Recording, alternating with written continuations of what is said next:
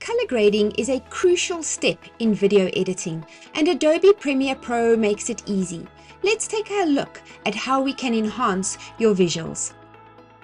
Here in Premiere's Lumetri color panel, you can either choose to auto-adjust your video footage, or you could manually come and adjust either the saturation, the temperature, depending on what it is that you want, your exposure, your contrast.